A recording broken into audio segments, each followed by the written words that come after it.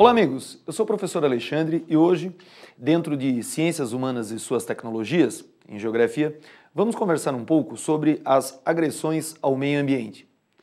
Esse é um tema, podemos dizer, sempre cobrado nas provas do Enem e com uma amplitude muito grande. Então, eu resolvi focar no assunto da Rio+20, que foi essa reunião sobre sustentabilidade, sobre a defesa do meio ambiente, sobre a conservação, sobre o futuro do planeta, realizada esse ano no Rio de Janeiro. Vou dividir esse trabalho em duas partes. Um histórico, porque você não pode entrar na prova do Enem acreditando que esta foi a primeira reunião organizada pela ONU ou a segunda. E também vamos conversar sobre alguns pontos, alguns conceitos mais defendidos nessa reunião e que podem individualmente aparecer na sua prova ou relacionado a algum tema atual, desmatamento na Amazônia, conservação das águas, conservação das espécies, enfim. Então, veja o seguinte, a reunião que aconteceu esse ano, ela é produto de uma sequência de trabalhos realizados pela ONU, que teve início na década de 1970. Até a metade dos anos 60, aproximadamente, nós não tínhamos organizado movimentos de defesa do meio ambiente. Até a década de 70, acreditava-se que o planeta tinha recursos infinitos e que, de tão grande, o planeta era capaz de digerir, de limpar, né, as sujeiras que provocávamos. Também, né, acreditava-se até essa ocasião de que a poluição era o preço do progresso. Mas o acúmulo de problemas, ali pela década de 70, melhores entendimentos no ramo da biologia, da química, levaram à organização dos movimentos ambientais. E na década de 1970, a ONU colocou isso na pauta da discussão entre as nações. Na pauta das relações entre as nações, podemos tratar a geopolítica ambiental. Então, em 1972, na Suécia, em Estocolmo, aconteceu a primeira reunião, a primeira grande conferência da ONU envolvendo o tema meio ambiente. Essa reunião ficou marcada por essa situação, a oposição entre os países ricos e os países pobres. Na época, o ambiente da Guerra Fria, tratávamos os países de primeiro mundo, né, e os países de terceiro mundo. Nessa reunião, um pouco mais de 80 chefes de Estado estiveram presentes. E essa reunião, ela funcionou como um grande alerta para os grandes problemas ambientais. Mas, no interior das discussões, apareceu essa situação, né? Os países desenvolvidos defendiam um desenvolvimento zero. Talvez falar em desenvolvimento zero seja um exagero, essa situação foi muito cunhada pela imprensa, mas os países desenvolvidos defendiam uma redução no ritmo do crescimento econômico. Os países desenvolvidos pregavam, né, uma redução no crescimento econômico, até para poupar o meio ambiente, para trabalhar novas posturas, né, de comércio, de consumo, enfim. Mas os países pobres não concordaram com essa ideia, uma vez que diziam o seguinte, nós precisamos ter um crescimento maior para gerar alimentos, para gerar energia, para melhorar a nossa qualidade de vida. Então a coisa ficou muito caracterizada assim, os países desenvolvidos querendo desenvolvimento zero e os países subdesenvolvidos, o desenvolvimento a qualquer custo, o desenvolvimento a qualquer preço. A partir daqui, as relações de comércio, a concessão de empréstimos, muitas vezes estiveram aliados à defesa do meio ambiente, a projetos que fossem menos agressivos ou que fossem conservadores do ambiente. Muito bem, embora essa reunião tenha dado esse grande alerta, logo o mundo, vamos falar, esqueceu os grandes problemas ambientais. Por quê? Porque nós tivemos o início da grande crise do petróleo, o agravamento da Guerra Fria e tudo mais. Então, a ONU conseguirá reunir novamente vários países em torno desse assunto somente em 1992, na reunião que ficou conhecida como ECO 92 ou Rio 92. Nessa época, em 92, nós tínhamos o fim da Guerra Fria, a queda do Muro de Berlim, né, o avanço desse modelo de globalização que vivemos agora. E os problemas ambientais tinham tomado proporções assustadoras. Da década de 70 até 92, o mundo conheceu o aquecimento global, né? Nós conhecemos um crescimento muito grande das chamadas sociedades de consumo e tudo mais. Então, essa reunião tinha espírito, né? Ela tinha ambiente, e vários dirigentes estiveram no Brasil para fazer essas discussões. Da Rio 92, nós temos 3 heranças interessantes. Primeiro, a defesa do conceito do desenvolvimento sustentável. Ele não nasceu na Rio 92, mas é ali que ele passou a ser amplamente defendido. Eu já volto nessa história do desenvolvimento sustentável. Também foi lançada a Carta da Terra, ou Declaração do Rio, onde os países reconhecem os problemas, né, e também se envolvem na tentativa de soluções. E a Agenda 21, um detalhado programa para o século XXI, visando atingir o tal do desenvolvimento sustentável.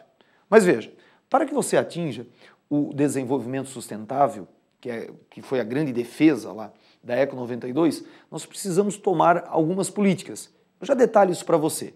A próxima reunião no ambiente da ONU aconteceu em Joanesburgo, em 2002, e ficou conhecida como Rio+10. Essa reunião, eu vou forçar um pouquinho a barra, mas ela foi um fiasco. Ela foi um fiasco. Você pode dizer, ué, mas por que ela não teve assim, sucesso?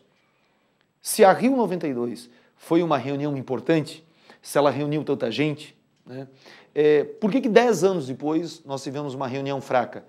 Porque em 2001 aconteceram os atentados de 11 de setembro e isso vai colocar principalmente os Estados Unidos nessa guerra contra o terror e logo depois, em 2002, então nós não tínhamos cabeça, nós não tínhamos ambiente para essas discussões. Você pode alegar, mas, nossa, o planeta vem sofrendo, né, aí está ligado à nossa sobrevivência.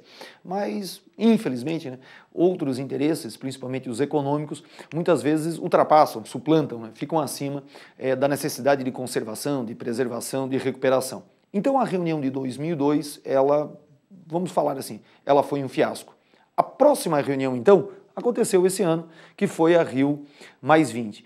Essa reunião esteve envolta assim, numa grande expectativa que acabou não se confirmando, né? Grandes decisões que esperávamos nessa reunião, o surgimento de um fundo, né, para financiar grandes projetos entre as nações, o envolvimento maior dos Estados Unidos, um projeto para contermos o aquecimento global e tudo mais, acabou não saindo. Então essa reunião, ela acabou não tendo, né, o brilho que esperávamos ao seu final. Mesmo assim, ela nos interessa, porque a crise econômica, né, as dúvidas enquanto à abrangência de certos problemas, a situação da água, a situação do aquecimento global, é que também, né, mostram por que essa reunião não teve sucesso. E isso nos interessa. Mas veja, vamos trabalhar um pouquinho como atingir o tal do desenvolvimento sustentável. Eu acho que não dói lembrá-lo que é o desenvolvimento sustentável. Você que vem aí numa rotina de estudos tem noção disso, que a ideia do desenvolvimento sustentável é usarmos a natureza, termos desenvolvimento econômico, mas sem destruir o meio ambiente. A ideia é fazermos o consumo, mas preservando, reciclando, né, evitando maiores danos. O conceito de desenvolvimento sustentável, ele é um conceito bastante inteligente, porque, veja, nós não estamos defendendo que todos devemos voltar às cavernas, né, não termos bens, mas usarmos a natureza e consumirmos de maneira adequada, né, de maneira criteriosa, né, com um pensamento verde, com uma ideia de conservação. Muito bem. Como atingir o desenvolvimento sustentável? Nós devemos buscar a tal da sustentabilidade, respeitando os limites da natureza, respeitando, né, o limite das espécies, né, reciclando, repondo, replantando. Essa é a ideia de sustentabilidade.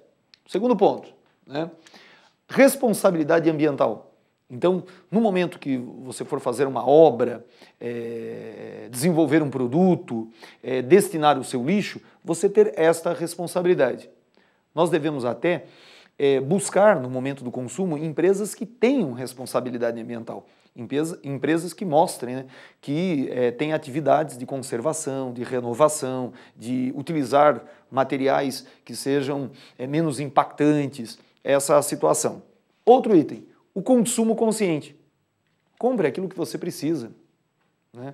Opte por produtos de durabilidade maior, né? Embalagens que sejam recicláveis. Então essa a ideia de um consumo consciente. Mais um ponto, conservadorismo. Eu vou botar o próximo aqui, preservacionismo. Esses dois conceitos é comum em concursos eles aparecerem como sinônimos, conservacionismo e preservacionismo. Mas há uma diferença. Quando conservacionismo, a ideia é conservar, né? Eu uso, mas respeito os limites. Eu uso, mas reponho. Eu corto a árvore, mas replanto. A ideia preservacionista, ela pode ser vista como um pouco mais radical. Eu não mexo. Então eu não interfiro naquele rio. Eu não corto aquela vegetação. Eu não retiro aquele animal da natureza. Mas, se você observar os testes, poucos são aqueles que têm essa preocupação.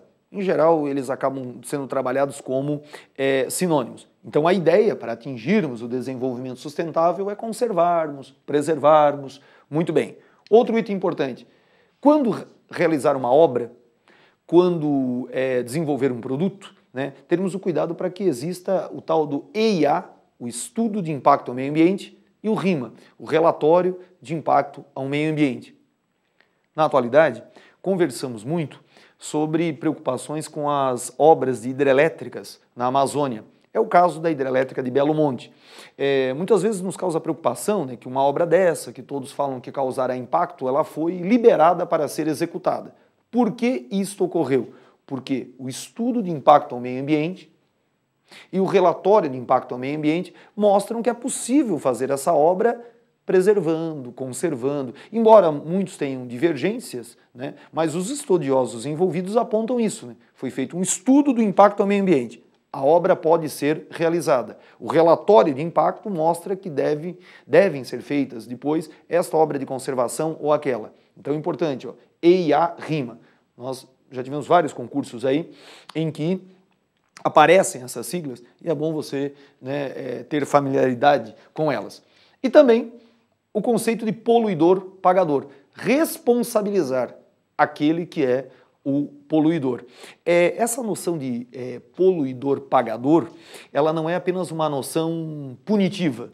Né? Eu desmatei, eu poluí, agora eu vou ser punido, vou ter lá, né, uma taxa, vou ter uma multa.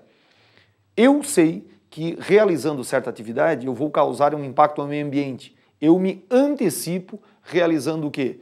A reposição desse material, a reciclagem, né? Orientando, no caso, o cidadão que compra este produto, qual é o destino final depois dele, enfim. Então essa é a ideia do poluidor-pagador. Não apenas a questão punitiva, mas também ele se responsabilizar, ele, né, repor, né, ele cobrir as eventuais despesas para que a situação seja sustentável. Então, poluidor-pagador. Você tem vários testes, né, que brincam com essa situação. E dentro da Rio+20, eu destaco 3 coisas que mereceram assim, rodadas de debate mais interessantes. O caso da desertificação. Hoje, as práticas agrícolas voltadas para a agricultura comercial, com monocultura, cobrem grandes áreas do planeta e têm levado à esterilização de grandes áreas de solo, principalmente na África. Essa região, destacada aqui no mapa, é a área conhecida como Sahel, ou Sahel. Ela é uma borda do Saara, uma transição para as regiões de savanas e florestas, onde existem terras férteis que foram muito ocupadas, até em função da vegetação ser mais rala, elas foram muito ocupadas para a pecuária e para a agricultura. Então seguem aqui, né, grandes, né, áreas com desertificação. Vocês vejam que aqui nós podemos ter dois pontos assim que mostram como esse problema é sério. É o caso do país Sudão, que agora está dividido entre o Sudão do Norte e Sudão do Sul. No Sudão, que é a parte norte, né, o Sudão do Norte, o Sudão, existe um conflito na região de Darfur. Uma das razões desse conflito é a disputa por terras férteis, nascentes, né? Outro detalhe é que em 2004, essa queniana, a Wangari Maathai, ela ganhou o Prêmio Nobel da Paz. O que fez a Wangari para merecer esse prêmio? Um amplo projeto de reflorestamento. Esse projeto de reflorestamento trouxe a reposição de solo de qualidade, das águas, dos animais e fez com que as pessoas tivessem uma maior harmonia, um apego e, por que não dizer, o desejo, né, de resolverem os seus conflitos num ambiente mais saudável. E ela recebeu o Prêmio da Paz em 2004. Então, a desertificação é um grande problema. Você pergunta, e além da África, temos outras áreas com desertificação séria? Elas aparecem na Ásia, uma preocupação especial para o caso chinês, né? Nós temos casos também na América do Norte, né, o interior dos Estados Unidos, e no Brasil chama atenção o caso da Caatinga, que retirada em alguns pontos tem focos de desertificação, e os Pampas Gaúchos, onde o excesso de agricultura comercial e criação de gado criaram focos de desertificação ou arenização nas áreas dos Pampas. Outro ponto, eu lhe dizia três, né? Outro ponto é a questão do lixo. O Enem, né, cobrou várias vezes esta situação. Nós tivemos a aprovação da nova lei do lixo, a Política Nacional dos Resíduos Sólidos. Então, por isso, nós temos algumas metas a atingir no Brasil. Então, em relação ao lixo, vamos direcionar para duas coisas. Primeiro, a política dos 3 R's. Reduzir, reciclar e reaproveitar. Essa é uma política, é um processo, né, um conceito simples para você reduzir o impacto do lixo. E dentro da nova lei do lixo, a Política Nacional dos Resíduos Sólidos, o que se pretende com essa lei? O fim dos lixões, dos depósitos a céu aberto.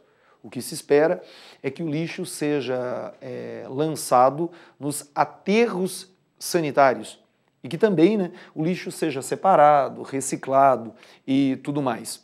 Mas veja, dentro da Política Nacional dos Resíduos Sólidos, nós temos ainda o apoio aos catadores, com incentivo à criação de cooperativas, para inclusive dignificar mais essa atividade, e a logística reversa.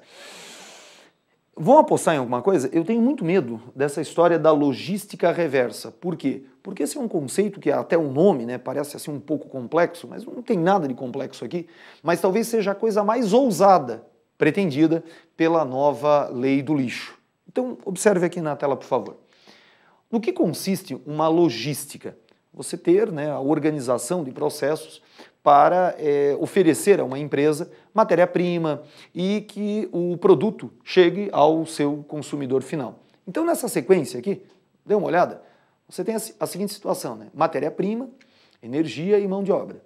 Tá? Daí você leva ao setor produtivo, uma fábrica, enfim. Aí o produto é levado até o consumidor final. As indústrias dispõem, né, de linhas de energia, comunicação, transportadores para trazer o produto e levar o produto acabado até o consumidor final. Aí caracteriza a logística. E a tal da logística reversa? O que acontece? Então eu vou repetir o processo anterior. Veja, setor produtivo vai para o consumidor. O consumidor tem a geração do lixo, dos resíduos. Muito bem. Esses resíduos, eles devem sofrer separação, coleta e destinação final. Separar o que é reciclável, o que não é, né? Coleta, isso tem que ser feito por alguma empresa, pelo serviço público, e o destino final. O que é a destinação final? O aterro, a reciclagem, enfim. Quem vai fazer essa situação? O consumidor, ou ainda, veja, os catadores, o serviço público, as empresas. Muito bem. Tá. Hoje, o que acontece? Você compra um produto, um tênis, muito bem. No momento que você comprou esse produto, quem gerou esse bem não tem mais responsabilidades, né? Sendo um pouco grosseiro, se quando o seu tênis não servir mais, você jogá-lo no rio, você enterrá-lo, isso não é responsabilidade do fabricante do tênis. A ideia é a seguinte, que o produtor tenha responsabilidade no destino final desse produto. Você pode achar uma coisa um pouco absurda, mas veja, você comprou um tênis que dentro da embalagem venha uma informação, ó, você está comprando esse produto, a sola é agressiva desse jeito, o cadarço desse outro jeito. Então, quando você não precisar mais desse bem, encaminhe-o para, né, a destinação dessa maneira. Você já deve ter observado que em supermercados você encontra dispositivos para você descartar baterias, em farmácias para você descartar restos de remédio. Quem compra venenos para a agricultura, em muitos casos você só pode comprar uma nova quantidade apresentando a embalagem anterior. Então, estas são maneiras do produtor se responsabilizar também pelo destino final. Então, setor produtivo, consumidor, resíduos. Tem que haver separação, coleta e destinação final, envolvendo o consumidor e também aí os catadores, serviço público e tudo mais. Uma vez feita a separação e coleta, olha o que pode acontecer. Você leva isso para os aterros para aquilo que não pode mais ser aproveitado. As usinas, que usinas? Compostagem, usina de compostagem, restos orgânicos para virar ração, adubo, enfim.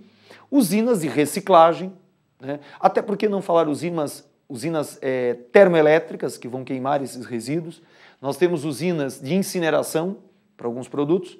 E daí você tem os materiais reaproveitáveis ainda, que saem, né, das usinas, principalmente de reciclagem. Estes deverão ser aproveitados pelo setor produtivo. Hoje, muitas empresas não usam materiais recicláveis ou reaproveitáveis, porque muitas vezes isso encarece, isso dificulta. Então, a ideia da logística reversa é você envolver o setor produtivo não apenas para entregar o produto acabado, mas também, veja, nesse processo de separação, coleta, destinação final e reaproveitamento das matérias recicladas ou reutilizáveis. Então essa é a ideia da logística reversa. Isso é complexo, isso é abrangente, isso envolve, claro, a boa iniciativa das empresas, a educação das pessoas, a fiscalização do poder público, mas é uma coisa moderna, ousada, para atingirmos o desenvolvimento sustentável. Muito bem, eu dizia para vocês 3 pontos. Falei da desertificação, falei do lixo. E o outro clássico, né? O aquecimento global. Em 2012, nós deveríamos atingir as metas do Protocolo de Kyoto, reduzir em 5,2% o nível dos gases estufa, de acordo com a média lançada em 1990. Claro que não atingimos, e a Rio+20 não conseguiu produzir um novo acordo. Isso foi empurrado adiante e não sabemos qual vai ser aí o futuro. O aquecimento global, o conceito de aquecimento global, defendido inclusive pelo IPCC, né, o painel intergovernamental da ONU para os assuntos de mudança climática, dá conta de que a elevação das temperaturas médias do planeta se deu em função do desmatamento e do lançamento dos chamados gases estufa, o principal deles, o CO2. Nós temos dúvidas quanto a isso hoje. No primeiro semestre, a internet foi invadida, né, por alguns vídeos, inclusive uma entrevista num importante programa da TV brasileira, onde um estudioso dizia que não é bem assim, né, que o homem tem uma participação pequena, que nós estamos passando por processos naturais e tudo mais. Então, um novo acordo em torno do aquecimento global envolve matarmos essas dúvidas. O próprio IPCC já esteve envolvido em algumas acusações, né, de fraude e tudo mais, mas ainda é visto como um grande órgão, né, sério até, de defesa aí da causa ambiental voltado para o aquecimento global. Recebeu, inclusive, há alguns anos o Prêmio Nobel da Paz em virtude das suas atitudes. Ok, então veja, então nós demos uma passada aí na Rio 92, nesse histórico, que ela não foi a primeira reunião, né? A Rio 92, minto, a Rio+20, ela não foi a primeira reunião. Antes dela tivemos, Joanesburgo 2002, a Rio 92, né? Estocolmo, Suécia, lá em 72. E eu também conversei um pouquinho com vocês sobre o desenvolvimento sustentável, alguns temas importantes que também permearam aí a tal da Rio+20. Vamos matar 3 testes aí para ver como esse negócio aparece? Então vamos lá. Primeiro, veja na sua tela aí o enunciado desse primeiro teste do Enem. Um dos grandes problemas das regiões urbanas é o acúmulo de lixo sólido e sua disposição, seu destino final. Há vários processos para a disposição do lixo, dentre eles o aterro sanitário, o depósito a céu aberto e a incineração. Cada um desses apresenta vantagens e desvantagens. Considere as seguintes vantagens de métodos de disposição do lixo. Dá uma parada aqui. Disposição final do lixo. Aterro sanitário. É o aterro controlado, né? Você tem um lugar onde se cuida do solo, das águas, da emissão de gases pelo lixo. Muito bem, então isso é um aterro sanitário. É a destinação mais adequada, afinal. Depósito a céu aberto. É o lixão. Você joga o lixo lá e seja o que for. E a incineração é queimar o lixo, né? A incineração pode poluir gases, produzir gases, né, poluentes, mas hoje existem filtros, existem métodos para você evitar. A incineração ela é muito indicada para você reduzir o volume do lixo ou eliminar coisas que são perigosas. É o caso dos restos hospitalares. Então note agora, você tem 4 situações, né? Diminuição do contato humano direto com o lixo, produção de adubo, baixo custo de operação e redução do volume. Você precisa relacionar esses 4 itens a aterro sanitário, depósito a céu aberto e incineração. Note que destes 4 pontos, um deles nós já podemos descartar. Qual deles? A produção de adubo. Porque a produção de adubo é feita pelas usinas de compostagem. Nós só temos aterro, depósito a céu aberto e incineração. Então, risque. Produção de adubo. Então sobrou diminuição do contato, baixo custo e redução do volume do lixo. Vamos relacionar a estas opções. Diminuição do contato humano, o aterro sanitário, né?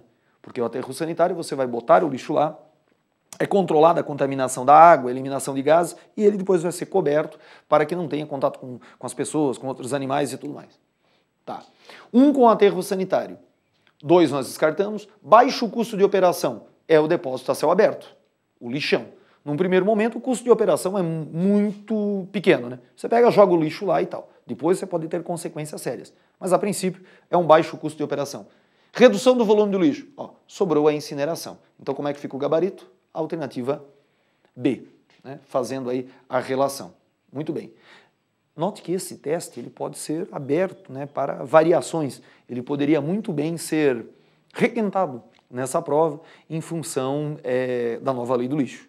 Vamos em outro teste.